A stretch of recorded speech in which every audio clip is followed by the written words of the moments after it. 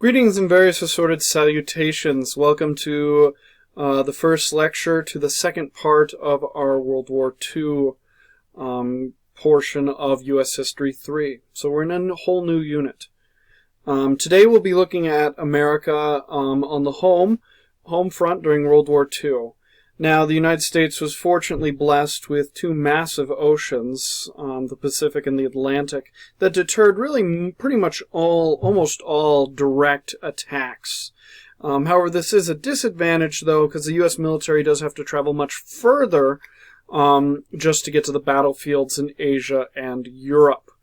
And already another problem that we've had, and you've already heard a bit about it, is both of these oceans, the Atlantic and the Pacific, were patrolled by German U-boats and the Japanese Navy, respectively.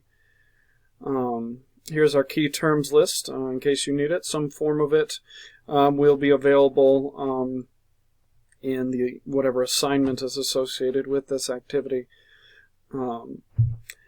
Now, the initial challenge here, in addition to the two oceans, is that the United States is caught in a two-front war.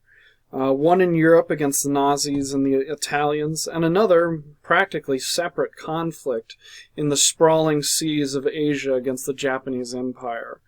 And Japan's empire was quite large at this point. It was growing, and it would eventually envelop about 1/8 of the planet Earth before the conflict would end. But the United States government concluded that the Germans, however, were the biggest threat and put forth the Europe First strategy. And we'll look more into this tactic, the actual fighting portion, in a future lecture. But no, essentially the U.S. wasn't getting into a brand new conflict. The war was already well underway, and the United States was joining the Allies, which made up the British, the Soviets, the Australians, and various scattered resistance groups like the French, Chinese, Poles, and others. And they would be taking on the Axis factions of Germany, Italy, and Japan, as well as the conquered territories, including the puppet government like the Vichy French. Now, though the Allies really lucked out, America, although it was battered by the Great Depression and those dust storms that, blotted out the sun in some corners of her nation, would mobilize a continent's worth of farmland, factories from the Midwest, and shipyards that at their peak could crank out Liberty ships about 440 feet long about once every 2 to 3 days, and we had over a dozen of those ports that could do that. And it would be absolutely necessary. The American industry would have to drag itself out of the Great Depression to fight World War II, because essentially American foods were going to be feeding the Allies, such as England, who was largely cut off from many of her colonies. American shipyards would need to field enough ships to fight in two oceans. Ammunition, weapons, and war goods were absolutely necessary to wage war on 4 continents: Europe, Africa, Asia, and in Oceania/Australia. And American aircraft would have to tackle the Luftwaffe and the Imperial Navy's aircraft. And so the United States really had their work cut out for them.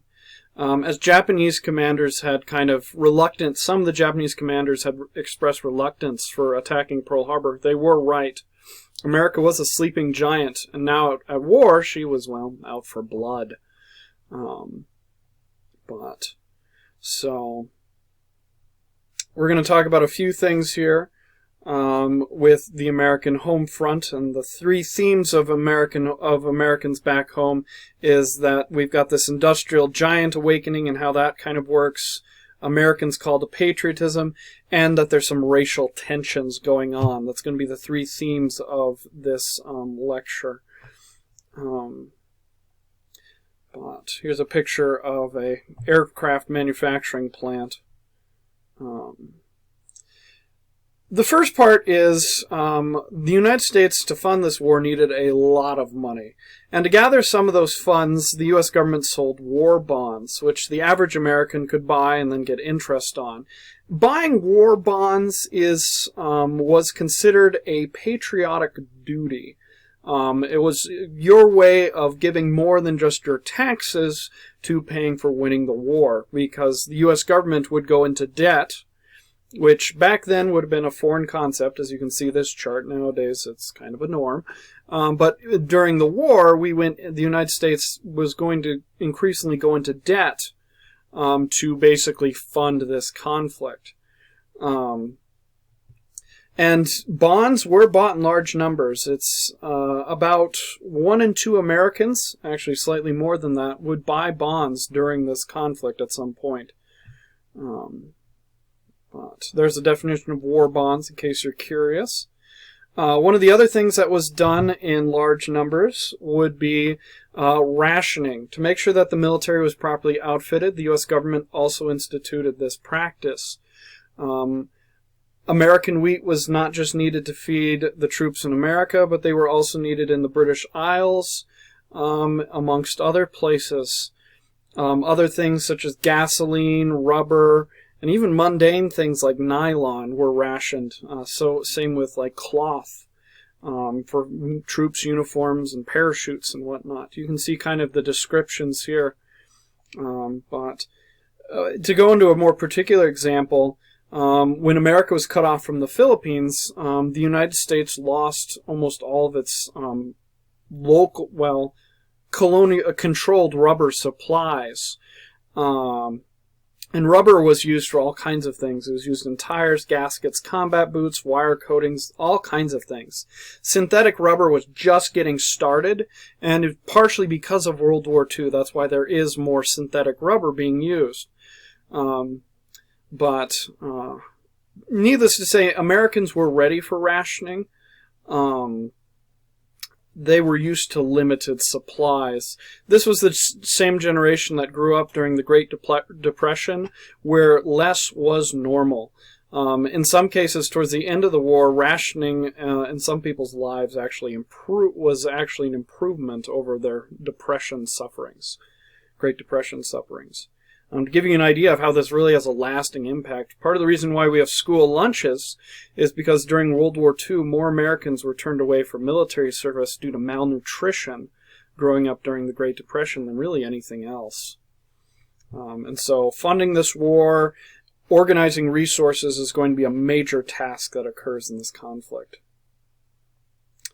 Many Americans are going to find opportunities. While many lost their jobs during the Great Depression, thousands of new jobs are created to fill the wartime needs. Americans were needed to fill factory jobs, harvest crops, work in shipyards, and more. And also the United States was cut off from many of its traditional forces of labor. Immigration practically grinded to a halt during the war. And many white Americans of European descent, which in this time period, due to racism and sexism, had been up to this point preferred in most workplaces, they were drafted off into war. And so many of these industrial jobs opened up to other groups that would have been previously passed over. Women, African Americans, and many others would step in to fill these essential roles to keep the American machine running throughout the entire war. Particularly noteworthy is Executive Order 8802, which basically stated that you could not discriminate when hiring if you had a contract to fulfill a defense contract for the United States government. And this was kind of put through because many African Americans, and you'll learn about one particular example, one of their leaders, put forward this argument of, if you want us to contribute to this to the nation's ability to win the war, you need to be able to hire anybody to do the job. And so this is a very big development. You can see this chart here really goes in more detail about women finding work in particular. But no. But many women would go into the workforces. Those ships that I was talking about, the ones where they crank out about one every 2 to 3 days, and I believe the record is one ship was built in a 24-hour period. Many women were operating the machinery and building those ships. Rosie the Riveter is one part a propaganda poster, but it's not that far off from the truth. There were many women working very hard to build the weapons that U.S. troops and her allies would need. But thanks to Executive Order 8802 and thanks to the increased demand for labor, many African Americans were moving out of the rural South. Many of them had actually been living on the same lands that their ancestors had lived on as slaves, and they would leave places for cities like Detroit and Chicago for work and opportunity. And so for many African Americans, this was a very dramatic change, and this was part of the Great Migration. But we also see a lot of Mexicans enter the country under the Bracero program. Some of these Mexicans will stay and become Mexican Americans, American citizens. And many Mexicans who were coming over in this time period were working in the fields, carrying out harvests that were necessary labor. And part of the reason that they were necessary in that area as well is many rural Americans, especially those who had been really beaten down by the Great Depression, were moving into the cities to find work. To kind of talk about some of the places where people are going, we've got Detroit, Chicago, the Eastern Seaboard. California really has a population explosion because California becomes kind of the center for producing resources and organizing people to go fight in the Pacific Front. And then we also have New Orleans as well with the Higgins industry and other companies. But here's this map that kind of shows you where people are going. You can see in what is now known as the Rust Belt, you have a lot of people. The western seaboard, the eastern seaboard, especially up here, is particularly important. Do remember you can always access my slides in the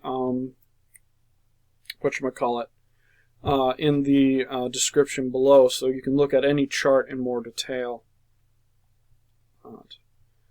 Now, to just speak of one of the industries, I figure it's worth talking about Higgins industry out of New Orleans. These are the builders of the boats that won the war, as FDR claimed. Down in the city of New Orleans, the Big Easy, Andrew Higgins developed landing craft, originally for the swamps of Louisiana.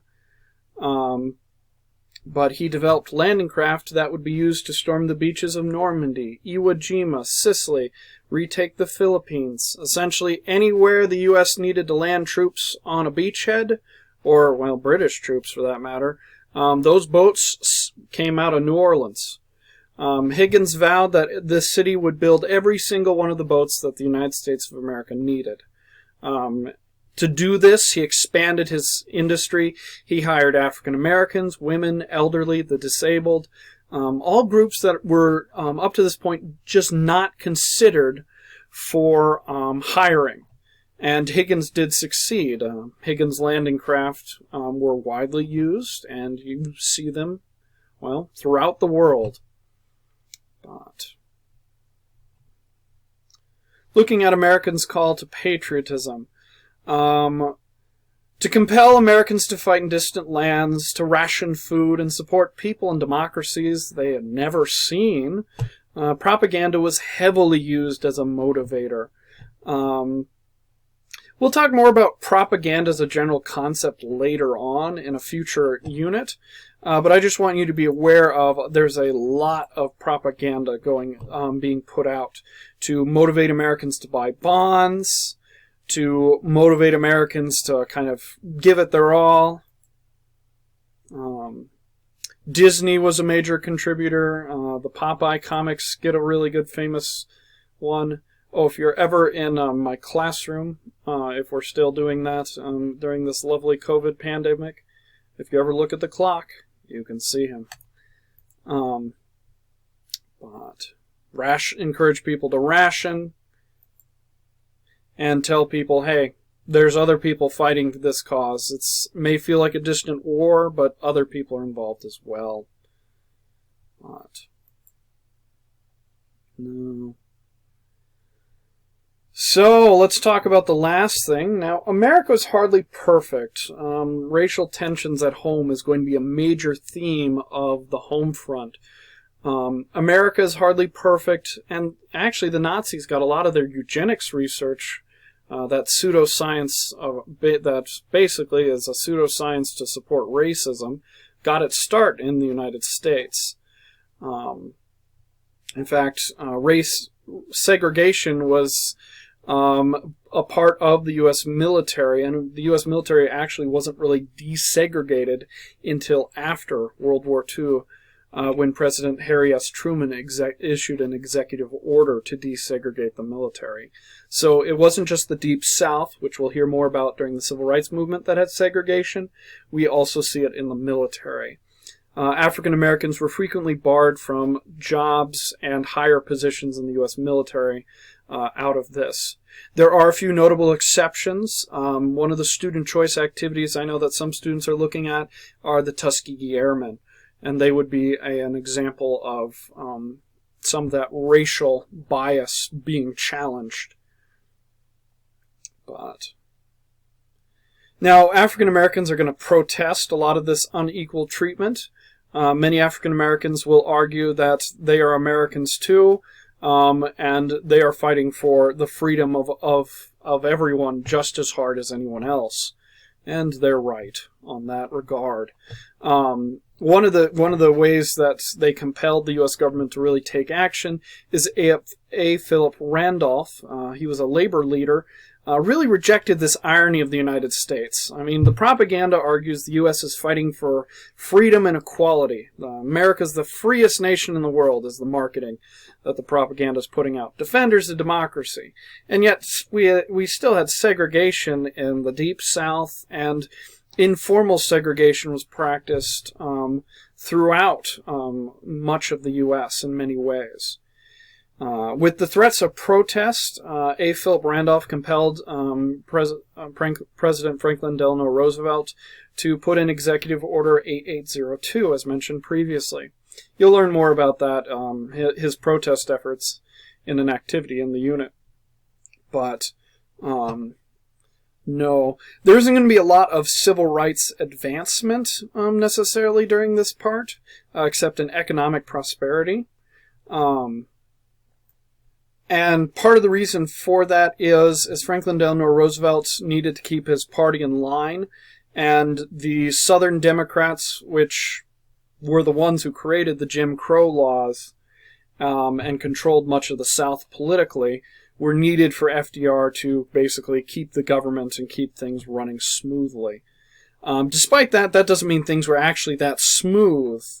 We'll learn more about it in different activities associated with this unit, but Detroit will have a race riot with clashes between newly arriving African American workers and other residents who were in the city.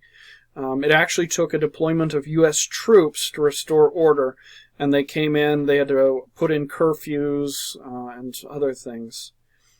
Another incident, if we're going to the other side of the country, is the Zoot Suit riots, which you may remember. It's frequently a term I have students look for in the book to get familiar with the textbook. But essentially in LA, we have a riot, and they're called the Zoot Suit riots because it has to do with a type of clothing. You can see the description here. But Zoot Suits are a type of suit that a men's formal suit that uses a lot of fabric, and it's kind of is done to achieve a certain look. Here's some people in Zoot Suits here. Nowadays, we might see it as almost kind of a comical thing, and actually that's how it got its start. If I recall correctly, Zoot Suits were initially created for an African jazz group looking to do some sort of satirical act, some sort of funny act. And then somebody said, hey, that looks pretty neat, and it became a fashion icon. It was all the rage with Mexican Americans, Italian Americans, African Americans, Mexicans who were coming to America under the Bracero program as well. Some of them liked it too. Here's another picture of it. But many LA residents were kind of resentful. They didn't like there were a number of them who didn't like the Bracero program. And newspapers particularly labeled these fancy suits as kind of wasteful abuses during a time of rationing. And so it was also associated with criminal activity as well. And the Zoot suit was painted kind of being less of a fashion icon, but the LA newspapers painted it as a criminal fashion icon. The riots, which I have more activities going into detail about them, essentially came out as a series of very violent beatdowns done by numerous groups of people, but particularly notably by U.S. military personnel who were in the area. And they would go into Mexican-American or African-American neighborhoods and beat up people in Zoot suits, rip them off, and burn the suits. The news and the police would frequently condemn the victims of these attacks, and they would be the ones hauled off. It would actually take a temporary ban of all military personnel from being in LA and a deployment of military police to prevent further violence. But, and that's really just text talking more about that in here. The last part of racism going on in this unit is, this is a particularly dark chapter that we go into detail quite a bit in some of the activities, but it's about Japanese internment and Executive Order 9066. But essentially, FDR and many Americans felt that Japanese Americans, those people of Japanese descent who had become American citizens, were a threat to America. And so it was decided that through Executive Order 9066, Japanese Americans, men, women, and children, were to be placed in internment camps for the duration of the war so they could be monitored and they wouldn't be out being a threat to society, according to the executive order. The very few Japanese Americans who were not placed into these camps volunteered to serve in the military, and they were serving in the 442nd Regiment, which served with distinction in Italy. More details on the internment and those brave men who proved Order 9066 will be covered in some activities. But let's just put it this way. The U.S. government will later admit that they were wrong about the internments, and especially with the combat record of the 442nd, they were very wrong about about these Americans and their patriotism. They were very loyal and dedicated. Well, I'm going to stop there. That's a basic overview of the home front for World War II. There's some other activities or videos or something to that effect that'll go into more details on specific points. Really, when you're thinking about the home front, it's a mixture of economics, opportunities, industry, employment, and racial tensions. Those are kind of the big themes that we see in this. I guess until later.